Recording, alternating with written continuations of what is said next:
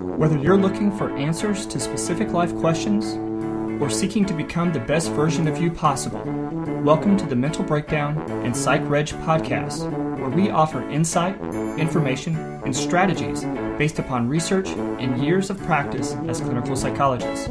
So sit back, have a listen, and get connected with our hosts, Dr. Berney Wilkinson and Dr. Richard Marshall. Welcome back. Today we're going to wrap up our week-long conversation about autism with a movie. Of course. I wish we could watch the movie as part of the podcast, but we can't. This movie or documentary is called Life Animated, and it's about a guy named Owen, whose family discovered that he had autism when he was young. Owen's now an adult, and they walk through the process of them. They have video footage of him prior to being diagnosed, prior to really demonstrating a lot of those symptoms, and then some video of him after he had really begun to manifest the extent of that condition. And it's a wonderful, wonderful detail of the family's struggle with coping with the whole process. With having a child with autism, with having a child who seemed to be on a good developmental trajectory, but then stop and discontinue.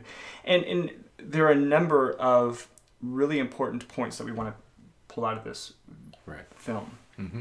So what? Go ahead. The first thing is, I like the title, Life, Animated. Right. You can't, if you don't have, well, they're going to get this article, right? So, I put a link to the website for Life Animated. It's lifeanimated.net. But so what, and what you're going to see when you pull up the website are these hand-drawn and painted pictures from various Disney movies. Right. I love the paintings. So what happened as Owen was developing? Everything looked to be fine. This family had an older son that was normally developing, and then by the time he was 2, he began to demonstrate some of those signs and symptoms of autism, and the parents were confused, frustrated, disappointed, upset. They went through a loss basically, and they were searching for answers, and they really didn't find many answers. They were told actually some pretty devastating news and with really negative prognoses and things like that. Right. And so the family, though, and this is maybe the first message, is the family persisted. Just because your child is diagnosed with autism or autism spectrum disorders early in life does not necessarily mean it's not, and I think he even says it in the film, it's not a death sentence. It is not an indication necessarily that the child is going to be completely dependent on you the rest of his life or anything like that. It just means that this may be his diagnosis, but we have to look for what can pull him out of his shell, what's going to help him develop the skills and to become the person that he needs to become. That's right. What should we do? Right. Where should we be putting our energy? Right. And what should we expect? Right. That? As the child, as Owen continued to develop, the dad was he was really funny. He was looking for different ways to engage Owen, and because Owen just he presented with that very flat affect that we typically see with children with autism. Right. He stopped engaging. Wouldn't engage, right. And the dad recounted a situation where one day he walks in and Owen developed an affinity for Disney movies, especially Disney animated movies. And he watched them repeatedly, like over and over and over again, all of them. And so Dad saw him sitting on his bed one day and was, snuck in there down low so Owen couldn't see him, and he took an Iago puppet. So Iago is the parrot from Aladdin.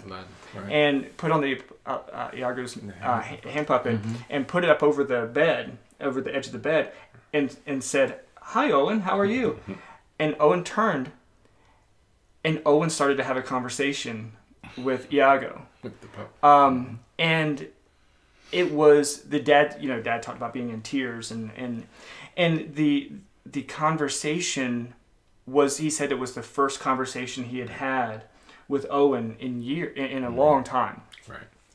And what the family figured out is that Owen could communicate with them through these Disney movies. Right. And so he was able to use lines and quotes and things from, this is what he did early on, lines and quotes and stuff from Disney movies to express his thoughts and his feelings and his ideas and his wants and needs and all of that. And so the family took that and maybe more so than any other family that I've ever seen, like completely embraced that and just they began to live their life through communicating through Disney movies. Through these movies, right? Yeah. Which is, everybody is unique. Right. And that's the other thing we need to remember. That right. Everybody's unique. And you never know what they're going to respond to. Right. But you have to look and you have to work with your child in order to know these things. Right. You have to try things that you may have never considered trying before. Right. Why would he ever put on an Iago puppet and try to talk to this kid that way? I don't know that anyone else, not that anyone else, very few people would think about trying that. You have a child with autism who hasn't communicated with you maybe in a year or more, and you put on a hand puppet, and you start talking to him, and then he starts talking to you. Right. It reminds me of the Helen Keller story, right? The famous at the pump, right? Where her teacher, her tutor, was able to.